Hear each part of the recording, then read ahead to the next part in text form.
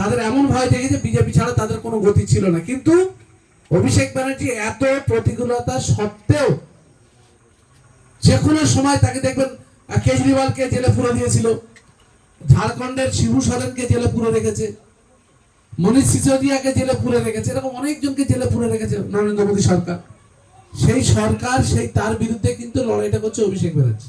আর তার হয়ে আপনারা কাজ করছেন, তার কতটা ভালো লাগতে পারে, তার হয়ে আপনারা যে কাজ করবেন, ভোটে যাবেন, ভোট করাবেন, আমাদের ভোটারদের ডেকে আনবেন, এটা তো আমার এবং আপনাদের কাজ।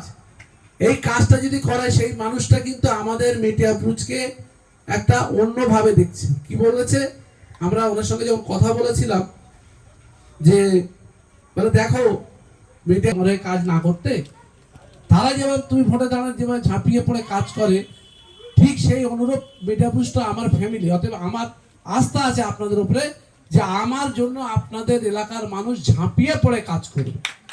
এই আশাটা কিন্তু তিনি আমাদের বলেছেন।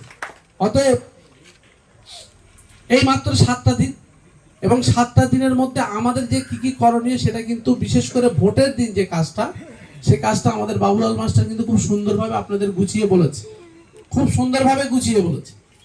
আমাদের যেটা প্রধান কাজ হবে আজ থেকে, যেটা 26 তারিখ অভিষেক ব্যানার্জি যেটা আসছে, আমরা আশা করব সবাই সেই দিন ওখানে যাব।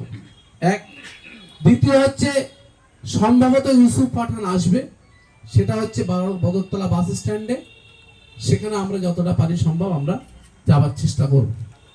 সবাই মিলে গিয়ে উৎসাহ বাড়াবো। আমরা যদি সবাই এক জায়গায় থাকি, এই হাত একা থাকলে ফাঁকা দেখায়, দুটো হলে একটু ভালো দেখায়, 3টে ভালো, 4টে ভালো, যখন এরকম করবো তখন অনেকে ভয়েতে কিন্তু কাঁপবে।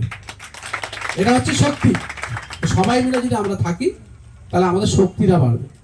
অতএব আর লাস্ট যে পর্যায়ে আছে সেটা হচ্ছে 29 তারিখ অভিষেক বন্দ্যোপাধ্যায় এবং মমতা বন্দ্যোপাধ্যায় আখড়া ফটক থেকে নিয়ে র্যালি করবে, এবং সেটা গিয়ে কারবালা রেললাইনে যেখানে বরাবর মিটিং হয় সেখানে হয়।